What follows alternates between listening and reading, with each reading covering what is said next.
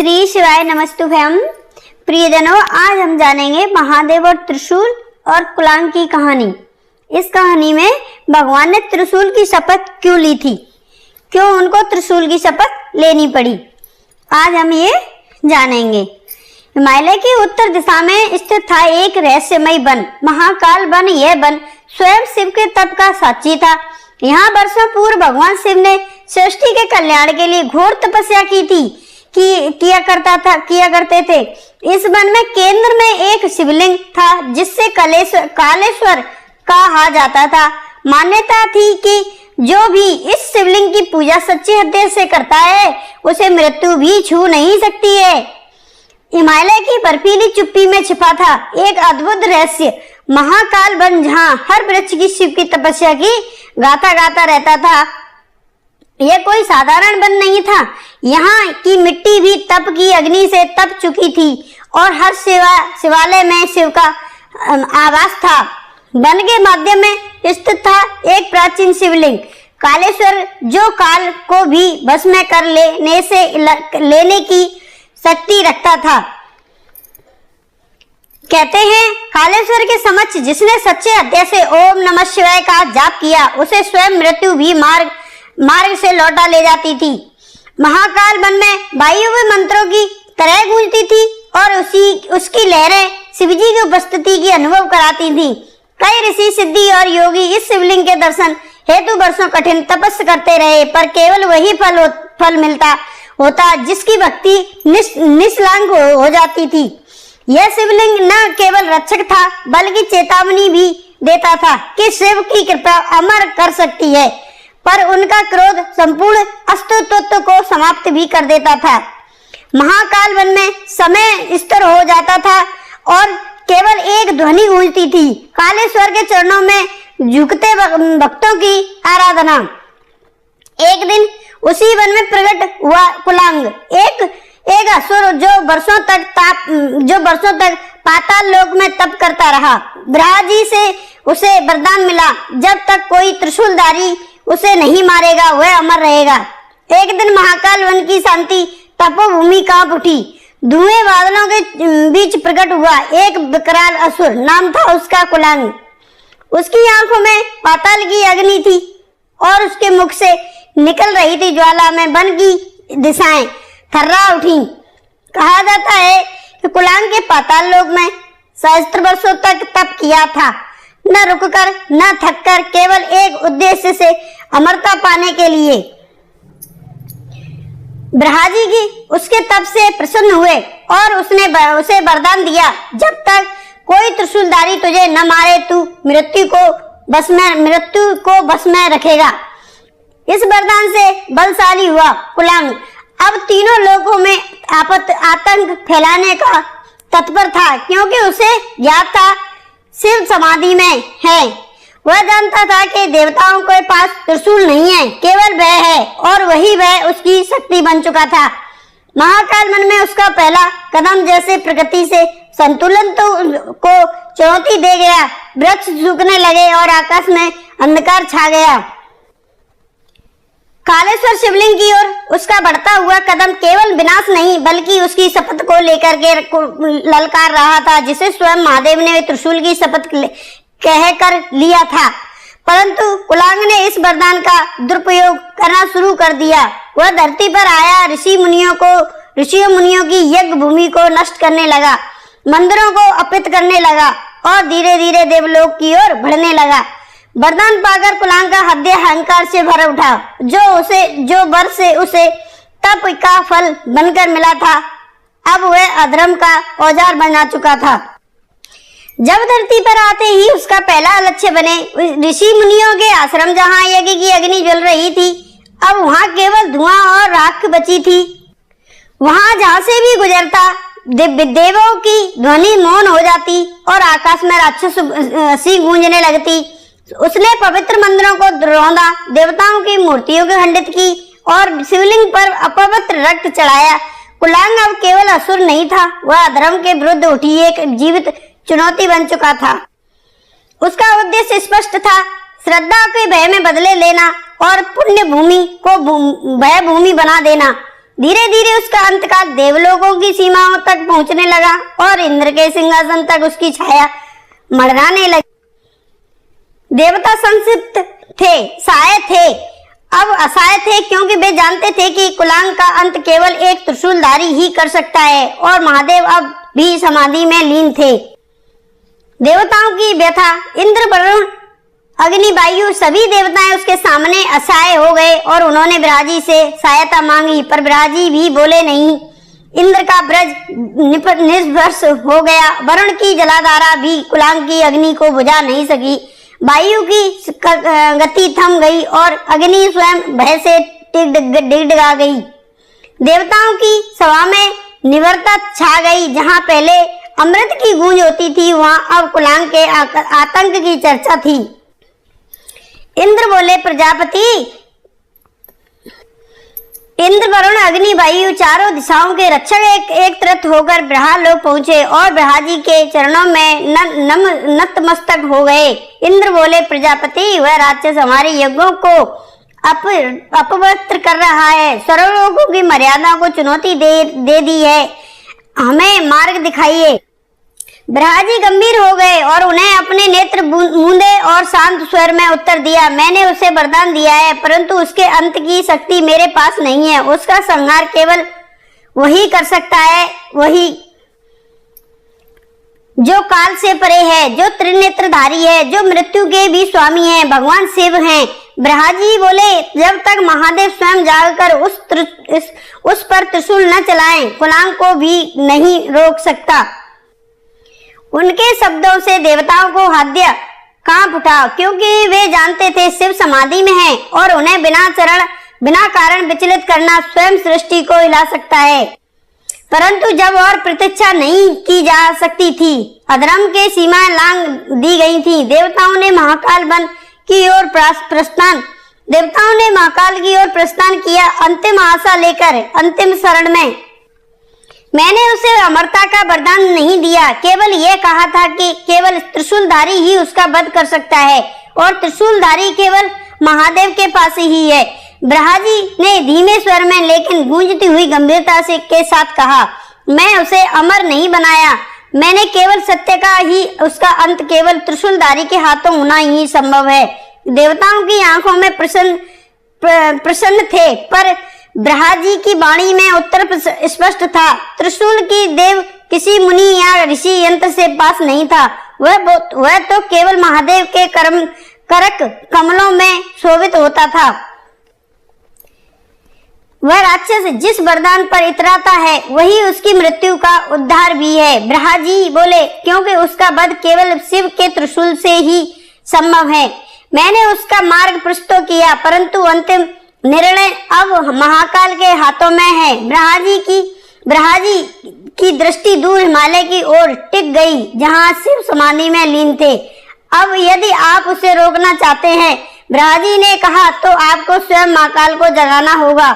पर स्मरण रहे, उन्हें जगाना सरल नहीं है और सहज भी बिल्कुल नहीं है। देवताओं पर अब एक ही आश्रय शेष था, वह जो समस्त लोगों का अंतिम आधार है, जो विनाश में भी करुणा का स्रोत है, महादेव शिव। देवताओं ने कैलाश की ओर प्रस्थान किया। जब ब्रह्माजी ने अपने हाथ उठा लिए, तो देवताओं की एकमात्र आशा बची, कैलाशपति महादेव। स्वर्ग की सभा उठ खड़ी हुई और इंद्र, अग्नि, वरुणा, वायु सहित सभी प्रमुख देवता कैलाश की दिशा में चल पड़े। निश्चय दृश्य था, पर मन बड़ा व्याकुल था। हिमालय की ओर बढ़ते हुए देवताओं की आंखों में करुणा पुकार थी और मन में ही एक ही मंत्र था, ओम नमः शिवाय, ओम नमः शिवाय। कैलाश की श्वेत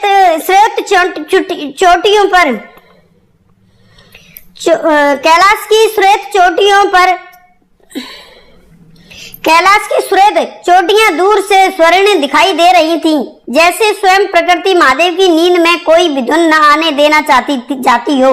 देवताओं के चरणों में स्पर्श से मार्ग पुष्पित हो उठा, पर उनकी चाल में चिंता की छाया थी, क्योंकि वे जानते थे कि शिव को यूं जगाना सृष्टि को थामे रखने वाले संतुलन की झकझोरता होगी। वह कोई सामान्य यात्रा नहीं थी, वह विनती की पदयात्रा थी, जहां देव स्वयं उस महादेव के द्वार जा रहे थे जो स्वयं देवताओं के भी आराध्य हैं।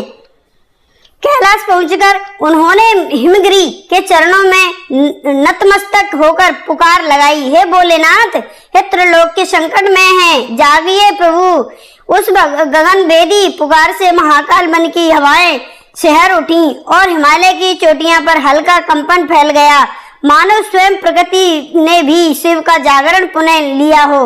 ये गगन विहार करते हुए सभी देवता भगवान शिव के चरणों में पहुंचे और वहां पार्वती जी, गणेश और कार्तिकेय भी उपस्थित थे। शिव ध्यान से लीन थे। जब ध्यान टूटा तो सभी देवताओं में अपनी व्यवस्था सुनाई।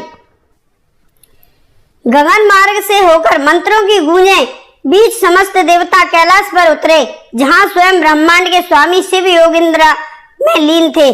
शिव के चरणों में पहुंचकर इंद्र, वरुण, वायु और अग्नि शीश झुका दिए, जैसे सृष्टि स्वयं अपनी पीड़ा शिव को सौंपने आई है। वहां मां पार्वती की करुणा सृष्टि थी, गणेश की शांत मुस्कान, कार्तिकेय की युद्ध कुशल मुद्रा सभी शांत पर उपस्थित थी।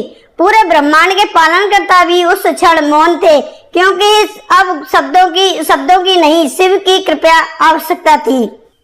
शिव ध्यान में थे, स्तर गहन और निर्वाकर उनके चरणों और केवल शांति थी, पर देवताओं के हृदयों में तूफान उठ रहा था। पार्वती जी ने अपने मौन संकेत से सभी को धैर्य रखते हुए कहा, क्योंकि उन्हें ज्ञात था कि शिव का जागरण केवल व्यथा नहीं, व्यस्त की गति बदल सकता है। अनंत एक क्षण से ऐसा आया जब शिव ने नेत्र खोले, वह नेत्र जिसमें सृष्टि का आरंभ भी था और अंत भी था। शिव की सृष्टि जैसे ही देवताओं पर पड़ी, उनकी आंखें करुणा और तेज एक साथ झलक उठे और उन्हें शांत स्वर में पूछा, कहो देवगण, किसने ब्रह्मांड का संतुलन डगमगाया है? तब इंद्र आगे बढ़े और कांपती हुई वाणी में बोले, प्रभु, कुलांग नामक असुर ने त्रिलोक को संकट में डाल दिया है, उसका अंत केवल आपके त्रिशूल से ही संभव है। यह सुनकर शिव गंभीर हो गए। उनका मस्तक झुका नहीं, पर वातावरण का ताप बदल गया, जैसे शून्य के भीतर रुद्र जाग उठता है। शिव की शांति बोले, मैं तभी हस्तक्षेप करता हूँ जब संतुलन बिगड़ता है। अब समय आ गया है, कुलांग को उसके कर्मों का फल देना होगा। शिव ने अपनी जटाओं को छूते हुए गहन शांति से कहा, जब तक सृष्टि का संतुलन बना रहता है मैं तटस्थ रहता हूँ, पर जब धर्म डगमगाता है तब रुद्र को जगना ही पड़ता है। उनकी वाणी धीमी थी, पर उसमें ऐसा कंपन था जिससे दिशाएं थर्रा उठी। अब वह समय आ गया है, कुलांग ने अपनी सीमा लांघ दी है, उसे अब अपने कर्मों का फल भोगना ही होगा। पार्वती ने शिव की आंखों में झांका और वहां न क्रोध था न करुणा, केवल धर्म की गहराई थी। शिव उठे खड़े हुए और उनका उठना ही जैसे आकाश गगन का विस्फोट था। गणेश और कार्तिकेय उनके पीछे इस तरह खड़े थे जैसे सृष्टि स्वयं आदेश की प्रतीक्षा कर रही थी। देवताओं ने देखा, यह वही शिव है जो समाधि में लीन रहे थे, पर जब उठे हैं तो संपूर्ण ब्रह्मांड की गति बदल दी है। शिव ने त्रिशूल को स्पर्श किया और उस क्षण आकाश में बिजली की रेखाएं सी फूट पड़ी।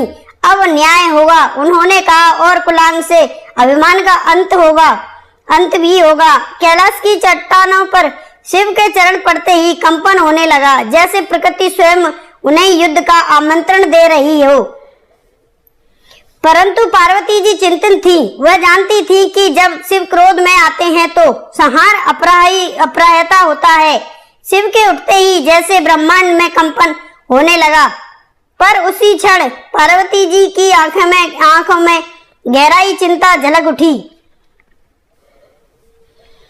वह जानती थी कि जब महादेव मौन होते हैं तब सृष्टि शांत रहती है, जब उनका क्रोध जागता है तो संपूर्ण लोग डोल उठते हैं।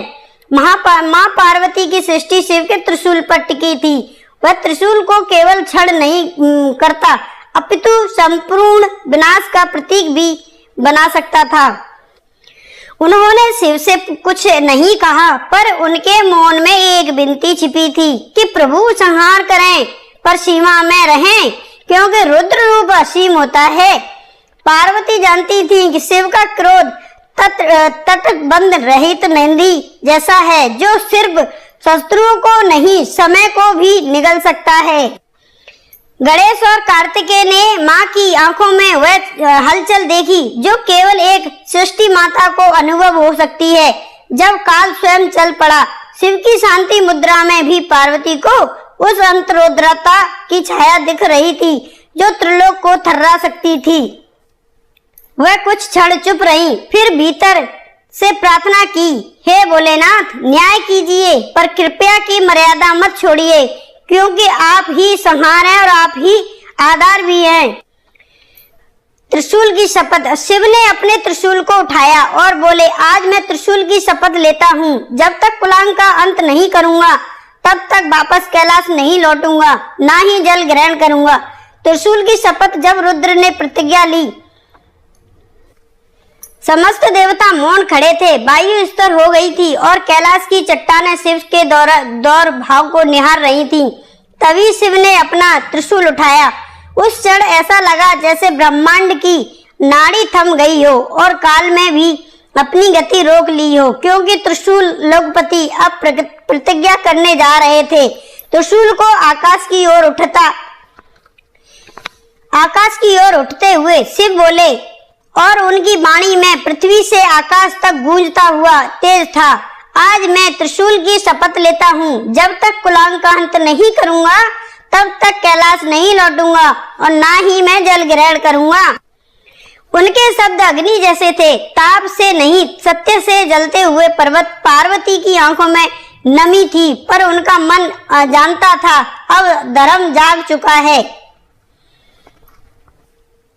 त्रिशूल के हर कंपन के साथ आकाश में बादल गरजने लगे, हिमालय की चोटियां झुक गई, मानव प्रकृति से भी शिव की प्रतिज्ञा को स्वीकार कर लिया हो।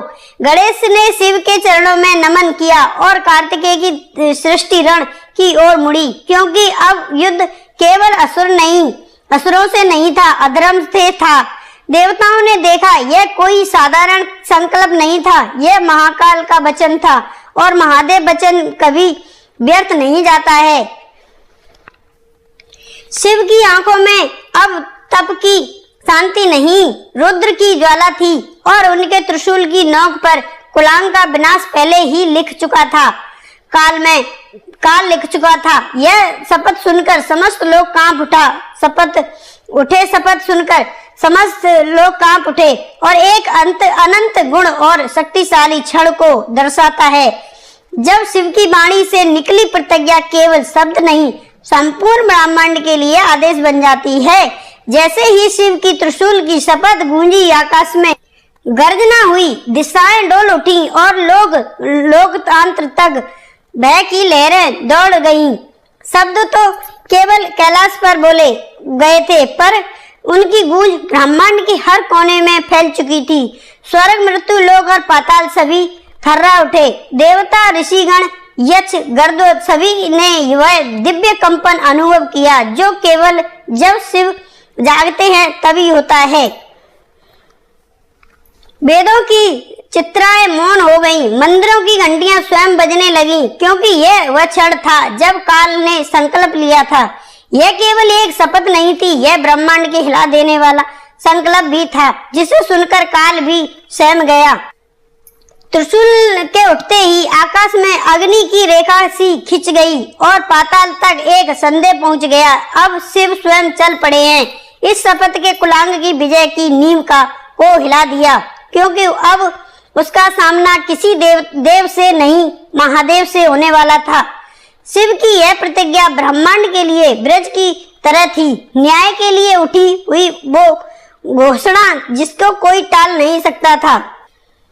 गणेश और कार्तिकेय भी शिव के साथ चल पड़े। मार्ग में वे अनेक तपस्वियों से मिले जो कुलांग से ग्रस्त थे। सभी शिव के दर्शन कर कृतार्थ हो उठे। बिल्कुल यह दृश्य अत्यंत पावन और भावनात्मक है, जब शिव अपने पुत्रों को गणेश और कार्तिकेय के साथ अधर्म के अंत की यात्रा पर निकलते हैं। रास्ते में भक्ति, श्रद्धा और पीड़ा से त्रस्त जनों के साथ उनकी मिलन इस कथा को और भी जीवित बना देती है। जब महादेव त्रिशूल उठाकर चले तो उनके साथ उनके दो पुत्र गणपति, विनायक और सूरवीर कार्तिकेय भी चल पड़े। शिव के साथ पुत्रों का यह संगम केवल एक यात्रा नहीं थी, यह धर्म, बुद्धि और शक्ति का संगठित प्रहार था। अधर्म पर मार्ग में पर्वतों और वनों और आश्रमों से गुजरते हुए वे कई तपस्वियों से मिलने उनके वस्त्र जलते हुए थे, वेदों के स्वर थमे हुए थे और आंखों में पीड़ा थी। कुलांग ने आतंक की जिन्हें आश्रमों को राख बना दिया था, वही तपस्वी अब शिव के दर्शन कर जैसे पुनः जीवित हो उठे। उनके अश्रुपूरित नेत्रों में वर्षों की तपस्या की पुकार थी, जो आज उनके आराध्य शिव के सामने आकर धन्य हो गई। प्रभु, आपने हमारी सुन ली। यह कहते हुए कई ऋषि शिव के चरणों में गिर पड़े और शिव ने उन्हें अपनी करुणा भरी दृष्टि से उन्हें आशीर्वाद दिया। गणेश ने सबको शांतिपूर्वक संतावना दी और कार्तिकेय की दृष्टि दृष्ट थी, मानो यह कह रही हो, अब न्याय का अंत निश्चित है। जहां जहां शिव के चरण पड़े वहां वहां भूमि पवित्र होती चली गई और भक्तों के हृदयों से विश्वास लौटने लगा। अब रौद्र जाग उठा है, अब अधर्म का विनाश होगा ही। कुलांग का संहार नहीं, सम्मान बहुत ही उत्कृष्ट बोर्ड आपने चुना है। संहार नहीं, सम्मानदा है। यही महादेव की महत्ता है। वे विनाशक हैं पर पहले समझ आने वाले हैं, और यहाँ आपके भावों में अनुसार कुछ सत्य और भावपूर्ण हैं। कुलांग को देख खोजते हुए जब महादेव उसके सम्मुख आए तो संहार के स्थान पर उनके मुख से निकले शब्द थे, कुलांग अभी अभी समय लौट जा। धर्म के मार्ग पर त्रिशूल चमक रहा था, पर महादेव की आंखों में क्रोध नहीं, चेतावनी थी, एक अवसर अधर्म से विमुख होने का। कुलांग अंशवित था, जिसे वह विनाशक समझता था, वह तो उसके सम्मान का अवसर दे रहा था। शिव बोले, मैं रक्षक हूँ, संहार तभी करता हूँ जब संबंध निष्फल हो जाए। क्या तू स्वयं को बदलना नहीं चाहोगे? वन में एक अनोखा दृश्य था। एक ओर कुलांग के पीछे वर्षों का अहंकार, दूसरी ओर शिव की शांति और समस्त संवाद था। गणेश और कार्तिकेय भी स्वस्थ थे। पिता पहले युद्ध नहीं, युक्त से मार्ग बना रहे थे। कुलांग बोला, मैंने अधर्म का मार्ग चुना नहीं। कुलांग बोला, मैंने अधर्म का मार्ग चुना क्योंकि मुझे किसी ने धर्म सिखाया नहीं है। और यह सुनकर शिव मौन हो गए, जैसे किसी गहरे सत्य को पहचान ना लिया हो। वह क्षण केवल एक असुर और एक देव के बीच नहीं था, वह संबंध था अज्ञान और ज्ञान के बीच, भटके हुए मन को जागृत चेतना के बीच चेतना देना था। मैं गड़ा रहा वर्षों तक, एक बार फिर अधर्म बढ़ा। एक दैत्य जब महादेव कुलांग के समक्ष खड़े हुए तो पूरा महाकाल वन निषिद्ध हो गया, जैसे समय भी थम गया हो। कुलांग ने गर्व से हठहास किया, पर शिव की आंखों में करुणा थी। ज्वाला देखकर उसका साहस डगमगा गया। मैं अमर हूँ, तुम मेरा क्या बिगाड़ लोगे? कुलांग बोला, पर महादेव का मौन ही उसके भीतर भय बोने लगा। त्रिशूल की नोक जमीन को छू रही थी, पर उसके भीतर ब्रह्मांड को झकोरने की शक्ति थी। शिव ने युद्ध की मुद्रा नहीं अपनाई, उन्होंने संबंध का मार्ग चुना, और यही कुलांग की पहली हार थी। कुलांग ने पहली बार किसी देव की आंखों में क्रोध नहीं, दया देखी, और यह उसके लिए सबसे बड़ा चमत्कार बन गई। संहार मेरा अंतिम विकल्प है, शिव ने कहा, पर यदि तू बदल ले तो मेरा त्रिशूल भी मौन रह सकता है। कुलांग ने सोचा था कि शिव लड़ने आएंगे, पर वे जागृत देने लगे। जब शिव ने कहा, तुम जन्म से नहीं कर्म से असुर हो, तब कुलांग की आत्मा कांप उठी। वह क्षण केवल सामान नहीं था, वह अहंकार और चेतना का मध्य टकराव था। जब शिव कुलांग से समझ पहुंचे तो वह हंस पड़ा। क्या तुम मुझे मारने आए हो? त्रिशूलधारी मैं अमर हूँ।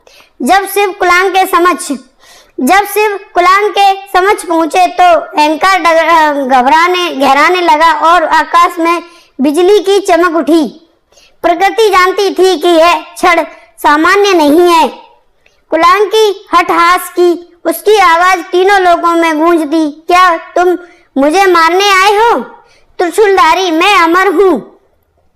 शिव तांडव खड़े थे, पर उनकी तीसरी आंखों में एक स्थिर अग्नि झलक रही थी, जैसे चेतावनी दे रही हो।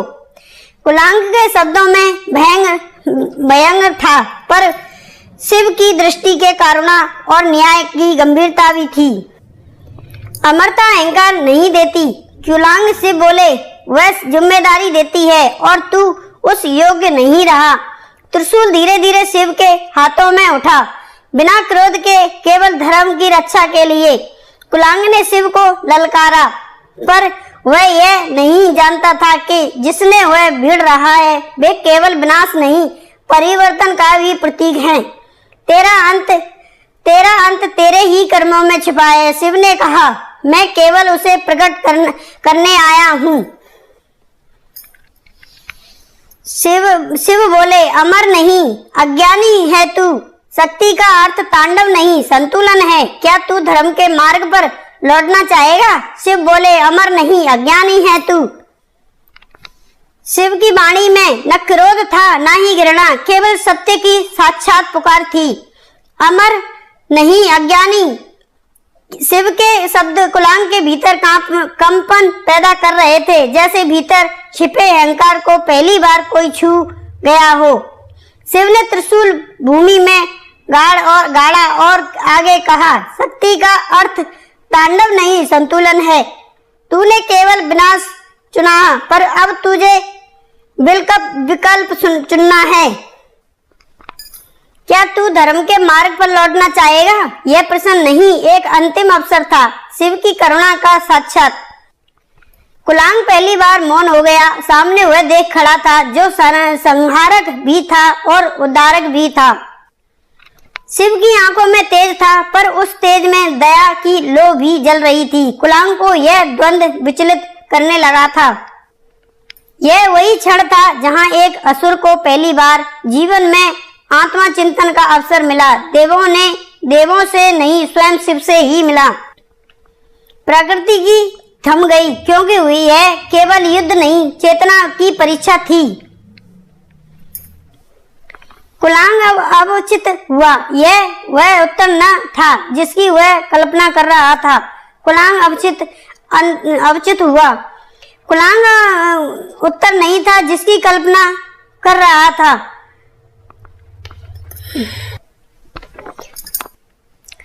कुलांग अंशभित हुआ।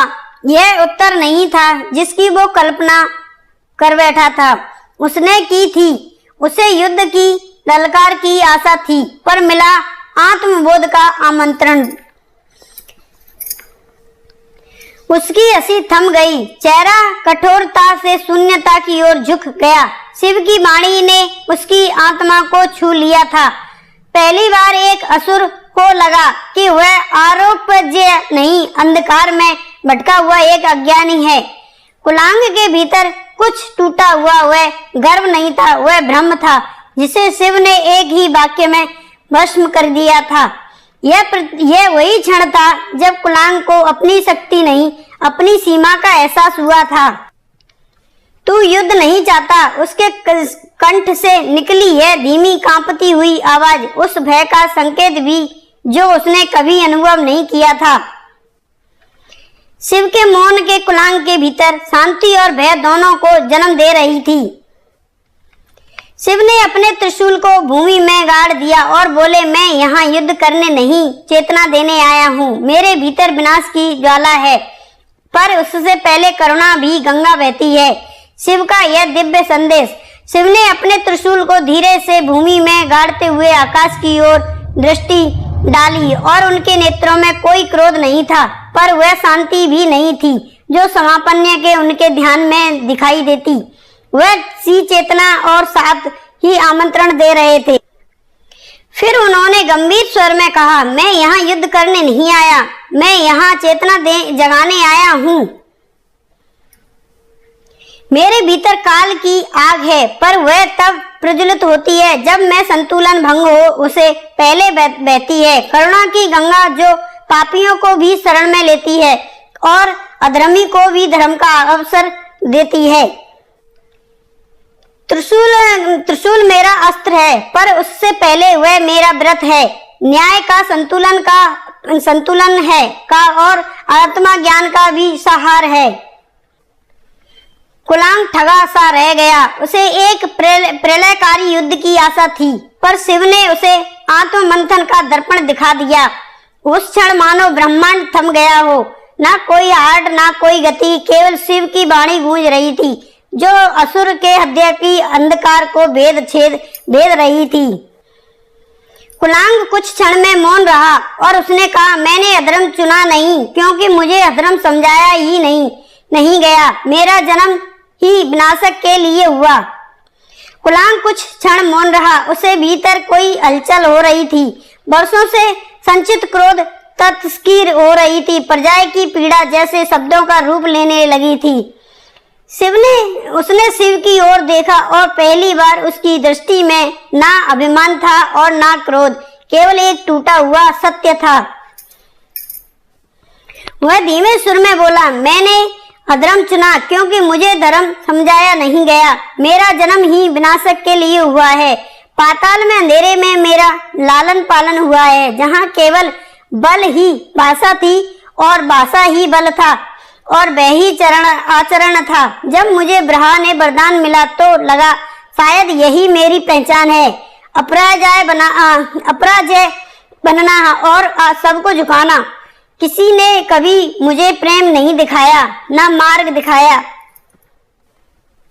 कुलांग की आंखों में जल कण छलक आए जो किसी असुर की आंखों में कभी नहीं देखने को मिले।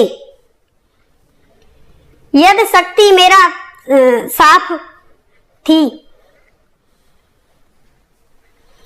यदि शक्ति मेरा साफ थी तो क्या कोई उसे मेरी मुक्ति बना सकता था?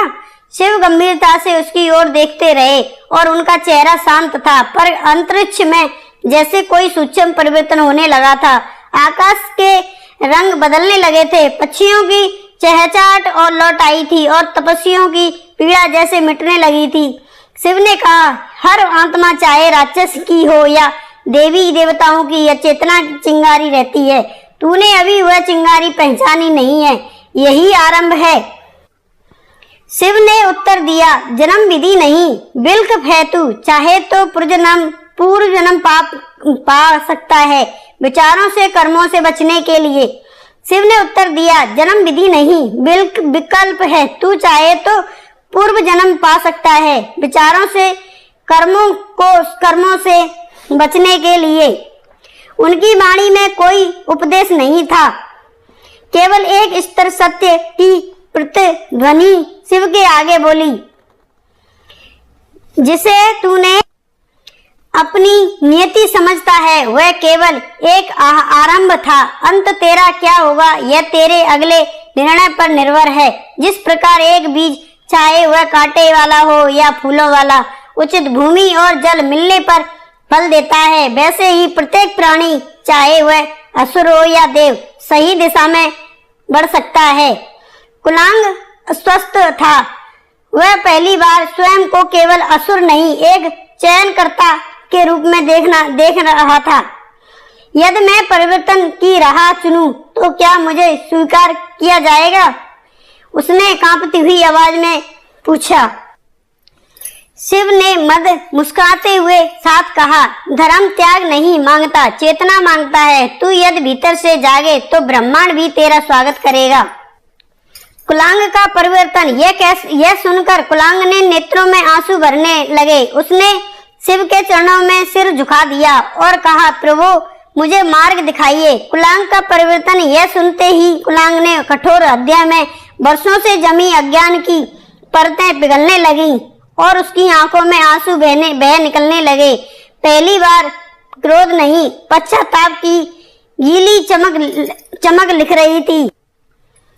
वह कांपते हुए शिव के चरणों में झुक गया और कहा, हे प्रभु, आपने मुझे पहचान दी है। जहां दुनिया के केवल दंड देखा, कृपा कर मुझे वह मार्ग दिखाइए जिस पर चलकर मैं स्वयं को पुनः पा सकूं। शिव ने करुणा से उसकी ओर देखा और धीरे से कहा, विनाश की जड़ जब चेतना में परिवर्तन होती है तब वही आत्मा पुनः सृजन का कारण बनती है। उस क्षण समस्त वन में एक दिव्य प्रकाश फैल गया। पक्षियों में गान किया और वनों में झुककर नमस्कार किया और कालेश्वर शिवलिंग से आशीर्वाद की ज्योति फूट पड़ी। कुलांग अब असुर नहीं रहा, वह अब एक साधक था जो अंधकार से प्रकाश की ओर पहला कदम बढ़ा चुका था। शिव ने अपना त्रिशूल उठाया, उसे आकाश की ओर किया और बोले। शिव ने अपना त्रिशूल उठाया और उसे आकाश की ओर किया और गंभीर स्वर में बोला, आज त्रिशूल रक्त से नहीं परिवर्तन की प्रतिज्ञा से दीप्त हो गया है। यह वही त्रिशूल है जो संहार करता है, परंतु आज यह सज्जन का संकेत बन गया है। उस क्षण आकाश गूंज उठा, बादलों में डमरू की तरह गर्जना की और दिशाओं ने शिव की वाणी को आत्मसात कर लिया। त्रिशूल की नोक से आकाश में एक दिव्य प्रकाश फूटा जो धरती और आकाश के मध्य एक सेतु बन गया। अज्ञान से ज्ञान की यात्रा बन गई।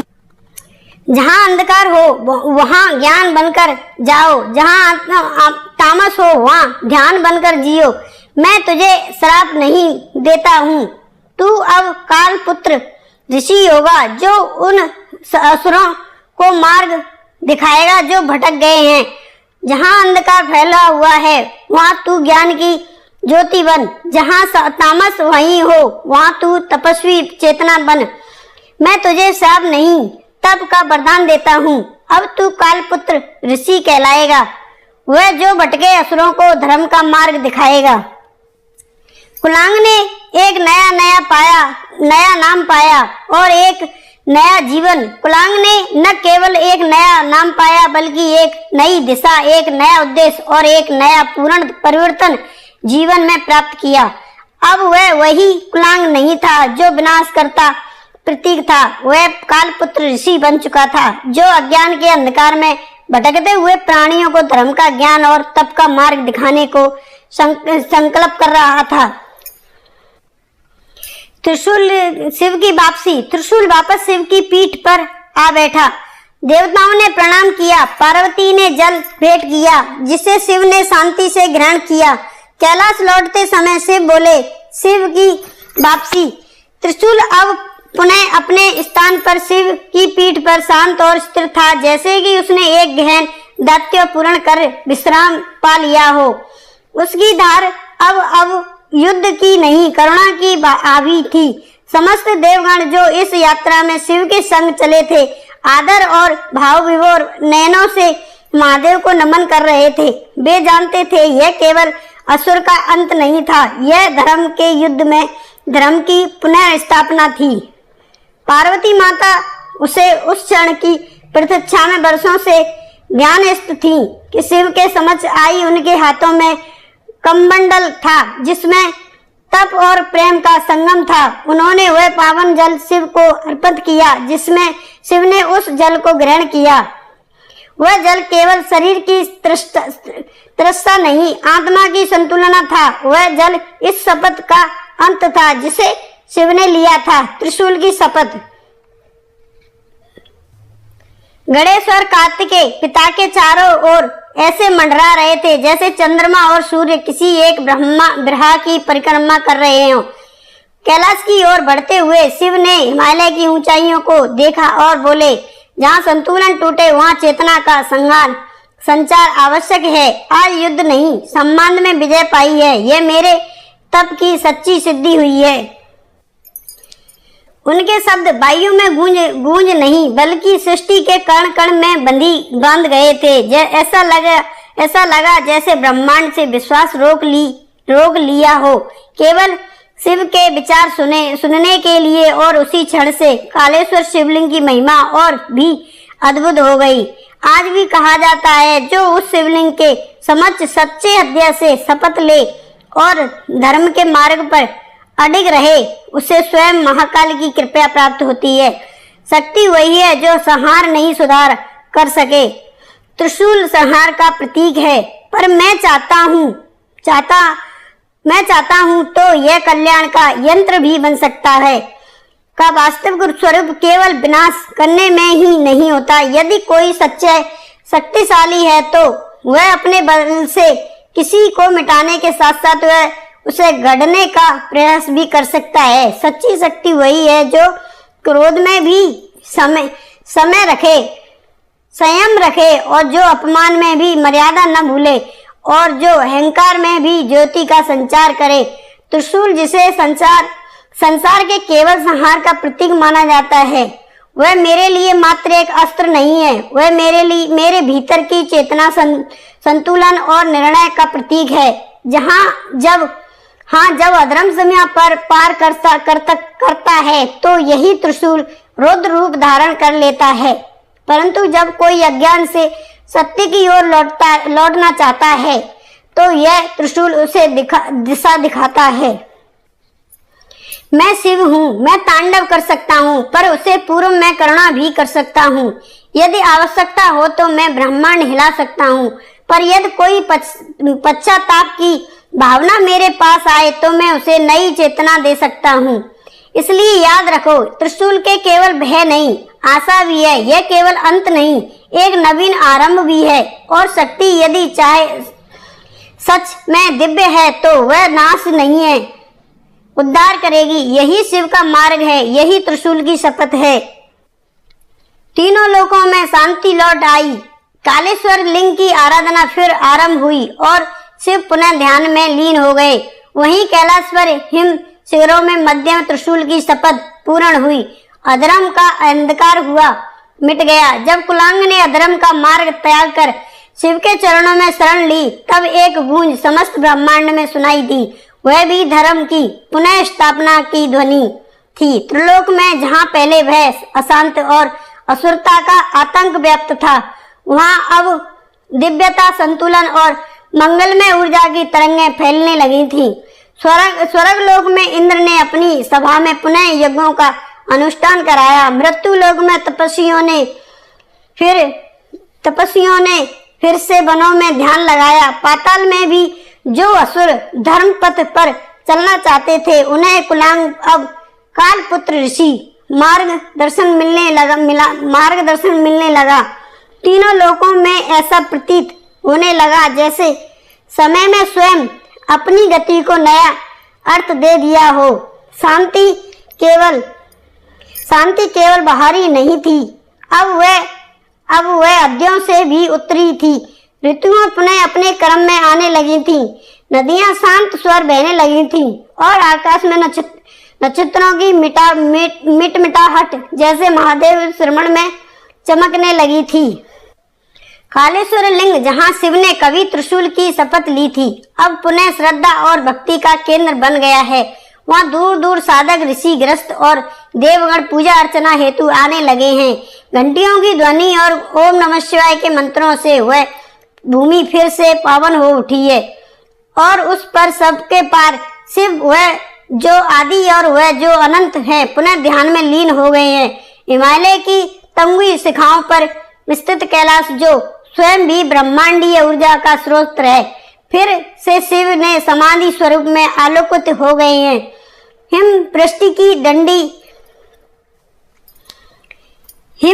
की ठंडी बर्फीली हवा जैसे उनके मस्तक को छूती रहती। नदी शांत बैठना उनकी शरण वंदना में लीन रहा और पार्वती करुणा की साक्षात मूर्ति अपने प्रिय के उस शांत स्वरूप को देखकर शांत मुस्कान के लिए खड़ी रहती। शिव अब मौन थे, पर उनका मौन भी वाणी बनकर संपूर्ण सृष्टि में गूंज रहा था। यह वाणी थी धर्म की, दया की, क्षमा की और चेतना की। क्योंकि जब शिव समाधि में होते हैं तब ब्रह्मांड श्वास लेता है, और जब ब्रह्मांड श्वास लेता है तभी जीवन फिर से नाच उठता है।